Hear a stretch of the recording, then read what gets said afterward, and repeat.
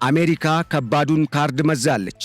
ግብፅ አሁን ላይ አደጋ ላይ ስለመውደቋ ተሰምቷል። በሌላ በኩል በኢትዮጵያና በኤርትራ መካከል ጦርነት አይኖርም ሲሉ የአሜሪካው ፕሬዝዳንት ዶናልድ ትራምፕ መናገራቸው የበርካቶችን ቀልብ የሳበ ከመሆኑም በላይ ለግብፅ ማስጠንቀቂያ የሰጠ ነው ተብሎም እየተነገረ ይገኛል። በአጠቃላይ የተባበሩት አረብ ኤሚሬትስና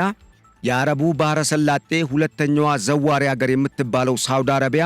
ኢትዮጵያና ኤርትራን ለማደራደር እንቅስቃሴ እያደረጉ ባሉበት በዚህ ወቅት የአሜሪካ መንግሥት ለግብፅ መንግሥት ጥብቅ ማስጠንቀቂያ የመላኩ ጉዳይ አነጋጋሪ ሆኗል። ስለዚህ መረጃ በስፋት ትሰማላችሁ። ቆይታችሁ ከኛ ጋር ያማረ እንዲሆን እየጋበዝን የዕለቱ የገበያ ሚዲያ ልዩ ጥንቅር የመረጃ ፕሮግራም እንደሚከተለው ወደ እናንተ ይደርሳል።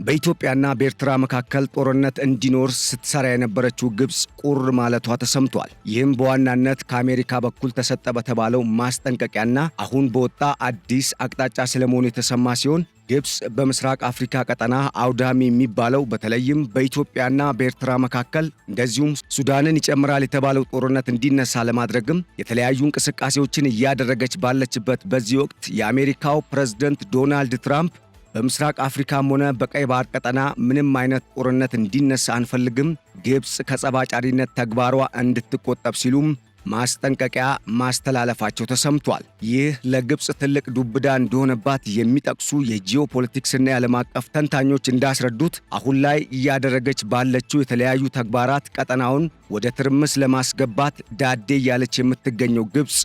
በአሜሪካ ስለመቀደሟ ተሰምቷል። ይህ በዋናነት ጉዳዩ ከእስራኤል ጋር እንደሚያያዝ የሚታመን ነው የተባለ ሲሆን በተለይም እስራኤልና ኢትዮጵያ የፈጠሩት ስውር ጥምረት አሁን ላይ በቀጠናው አዳዲስ ለውጦች እንዲመጡና የምስራቅ አፍሪካን ቀጠና ከግብፅ ሙሉ በሙሉ ቁጥጥር ነፃ ለማድረግ በርካታ ስራዎች እየተሰሩ ስለመሆናቸው ያመላከተ ነው ተብሏል። የዚህ አንዱ ማሳያ የሆነውም የአሜሪካው ፕሬዝዳንት ዶናልድ ትራምፕ በኢትዮጵያና በኤርትራ መካከል ይቀሰቀሳል ተብሎ የተፈራውን ጦርነት ፈጽሞ እንዲቀሰቀስ አንፈቅድም ሲሉ እኔ ያለው ኢትዮጵያና ኤርትራ ወደ ጦርነት አይገቡም በማለት ግብፅ ኤርትራን እንደ ፈረስ ተጠቅማ ኢትዮጵያን ለመውጋት እየተንቀሳቀሰች ያለችውን አጠቃላይ ቀጠናውንም ያምሳል የተባለውን ጦርነት ለመቀስቀስ እያደረገች ያለችውን ሙከራ በሚመለከት እንድታቆም ማስጠንቀቂያ ስለመሰጠቱም ተሰምቷል። ይህ በዋናነት አሜሪካ ለግብጾች አስተላለፉት በተባለው የማስጠንቀቂያ ደብዳቤ እንደተገለጸው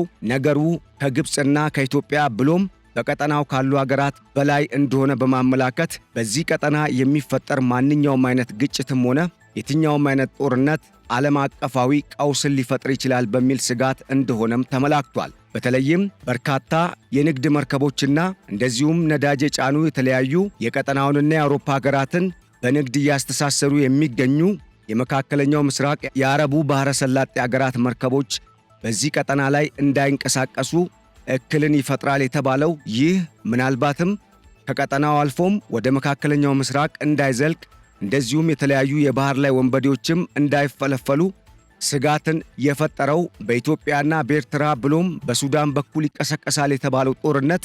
የሚቀሰቀስ ከሆነ ጉዳቱም አደጋውም ከፍተኛ ሊሆን ስለሚችል ይህ ጉዳይ በተለይም ይህንን የምስራቅ አፍሪካ ቀጠናም ሆነ የመካከለኛው ምስራቅን ከአሜሪካና ከአውሮፓውያን እጅ ፈልቅቆ ለማውጣት ጥረት እያደረጉ ላሉት እንደ ቻይናና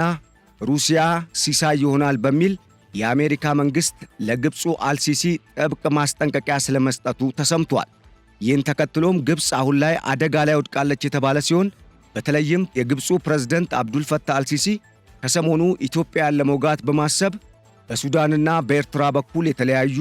እንቅስቃሴዎችን ማድረጋቸውን ማጠናከራቸውን ተከትሎ ይህ ሁኔታ መከሰቱ በእርግጥም ግብፅ እስካሁን ስትንቀሳቀስ የነበረችውና ያወጣችው ፈሰስም ያደረገችው በርካታ ሚሊዮን ዶላር ገደል ስለመግባቱ ያመላከተ ነው ተብሏል።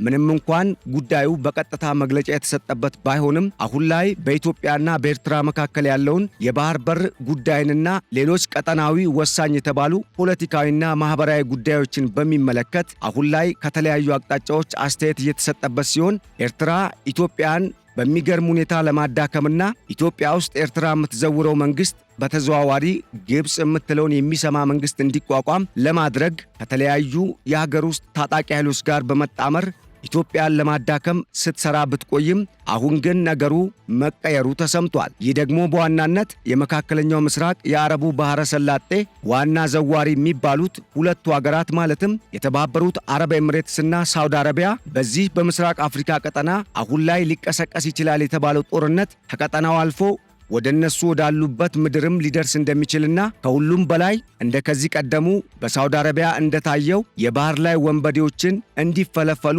እድል የሚፈጥርና የዓለም አቀፉን ንግድ እንደዚሁም ቀጠናዊውን እንቅስቃሴ የሚያውክ ሊሆን ስለሚችል ከፍተኛ ስጋት ውስጥ መውደቃቸው ተሰምቷል። በዚህም የተነሳ ሁለቱ ሀገራት ወደ ምንም አይነት ጦርነት እንዳይገቡና ጦርነት እንኳን የሚኖር ከሆነ እርምጃ ለመውሰድ የሚገደዱበት ሁኔታ እንደሚኖር ከአሜሪካ መንግስት ጋር በተደጋጋሚ ተደረጉ በተባሉ ውይይቶች መግባባት ላይ መድረሳቸውን ተከትሎ አሁን ላይ በኢትዮጵያና በኤርትራ መካከል ከጦርነት ይልቅ ሰላማዊ የጠረጴዛ ላይ ድርድር እንዲደረግ ጥሪ ስለማቅረባቸውም ተሰምቷል። በሌላ በኩል ኢትዮጵያ በቀጠናው እየተከተለች ያለው ፖሊሲ አሁን ላይ በርካታ ለውጦችን እያመጣና ምናልባትም ከጊዜያት በኋላ የኢትዮጵያ ስውሩ ስትራቴጂካዊ የውጭ ግንኙነትና ቀጠናዊ የዲፕሎማሲና አጠቃላይ ንግድና እንደዚሁም ማህበራዊ ጉዳዮችን ማዕከል ያደረገ ፖሊሲዋ አሁን ላይ በቀጠናው እንደ እስራኤል፣ የተባበሩት አረብ ኤምሬትስ፣ አሜሪካ፣ ራሽያ፣ ቻይናና ፈረንሳይን ጨምሮ ከበርካታ ሀገራት ጋር ኢትዮጵያ ያላት ግንኙነት መልካም እንዲሆን ከማድረጉም በላይ ለዘመናት ይህን ቀጠና በልማትና በንግድ መስክ ምንም አይነት እንቅስቃሴ እንዳይደረግ ጥረት ስታደርግና ቀጠናውን የድርቅ የትርምስና የግጭት ማዕከል በማድረግ ገጽታው እንዲጠፋ ስታደርግ የሰነበተችው ግብጽ ሙሉ በሙሉ ከቀጠናው የምትወጣበት እድል ሊፈጠርበት የሚችል ትልቅ አካሄድ እንደሆነም የጂኦፖለቲክስና የቀጠናውን ጉዳይ በውል የተረዱ የዓለም አቀፍ ግንኙነት ምሁራን ገልጸዋል ተብሏል። በሌላ በኩል በዚህ ቀጠና ላይ የሚቀሰቀስ ማንኛውም ጦርነት በተለይም የአፍሪካ ህብረት መቀመጫ በሆነችው በኢትዮጵያ ውስጥ የሚደረግ አሊያም ኢትዮጵያ በቀጠናው ካሉ አንድም ሁለትም ሆነ ሶስት ሀገራት ጋር ልታደርግ የምትችላቸው ማንኛቸውም አይነት ጦርነቶች ከቀጠናው አልፎ መላ አፍሪካን ሊያዳርስ የሚችል ትልቅ ቀውስን የሚፈጥር እንደዚሁም በዋናነት የመካከለኛው ምስራቅና የቀይ ባህር ቀጠናን ማህበራዊ ኢኮኖሚያዊ እንቅስቃሴ ላይ ከፍተኛ የሆነ ስጋትን የሚጭር ስለሆነ ይህ ጉዳይ በጊዜ እልባት እንዲሰጠው በማሰብ የአሜሪካ መንግስት ሳውዲ አረቢያ በመሪነት ሁለቱ ሀገራትን እንድታደራድር፣ በሌላ በኩል ሳውዲ አረቢያና ግብጽ ባላቸው ታሪካዊ ግንኙነትና በተለይም ሳውዲ አረቢያ ግብጽን የመጫን አቅም ስላላት ግብጽን በመጫን ጦርነቱ እንዲቀሰቀስ የምታደርገውን ማንኛውንም አይነት ጸባጫሪ እንቅስቃሴ እንድታቆም ማስጠንቀቂያ እንድትሰጥ መልእክት ስለመተላለፉም የወጡ መረጃዎች አመላክተዋል።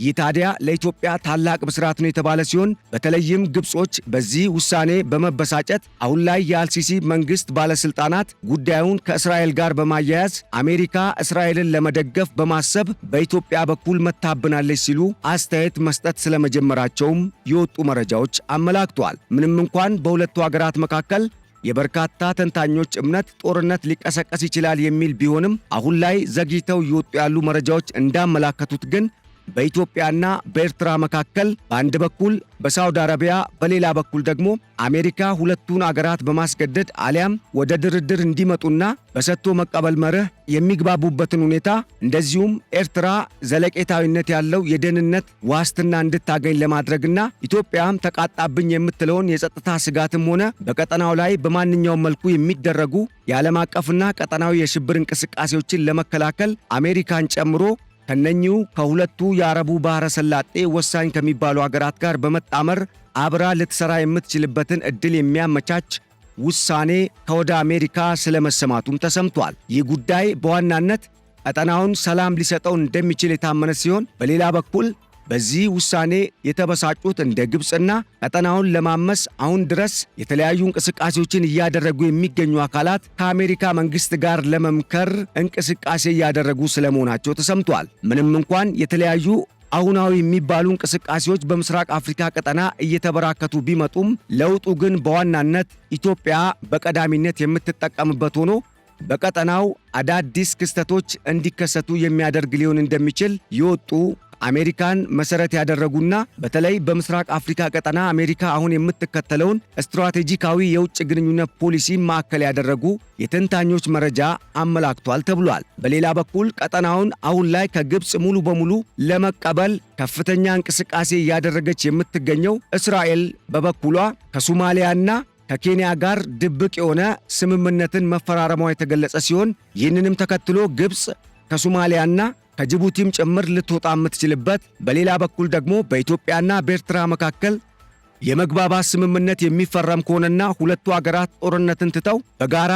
ለማደግ የሚተባበሩ ከሆነ ግብፅ በቀጠናው ላይ የሚኖራት ሚናም ሆነ በቀጠናው የምታደርጋቸው ማናቸውም እንቅስቃሴዎች የሚገደቡበት በኋላም ጠቅልላ ልትወጣ የምትችልበት ዕድል ሊፈጠር እንደሚችል ተመላክቷል ተብሏል። ታዲያ በዚህ አይነት ሁኔታ ውስጥ የተለያዩ ክስተቶችን እያስተናገደ የሚገኘው የምስራቅ አፍሪካ ቀጠና በቀጣይ ምን አይነት ሁነቶች በማ ሊፈጠሩ አሊያም እንዴት አይነት ክስተት ተፈጥሮ ኢትዮጵያና ኤርትራ ከዚህ አውዳሚ ከሚባለውና አሁን ድረስ በርካታ ዜጎችን እያሰጋ ከሚገኘው ጦርነት ሊተርፉ ይችላሉ የሚለው ጉዳይ አሁንም ድረስ በጠረጴዛ ዙሪያ የበርካታ ምሁራን፣ ፖለቲከኞችና ስለ ቀጠናው ደህንነትና የሰላም ብሎም የጸጥታ ሁኔታ የሚጨነቁ ዜጎች መነጋገሪያ ጉዳይ ሆኖ ስለመቀጠሉ የወጡ መረጃዎች አመላክተዋል።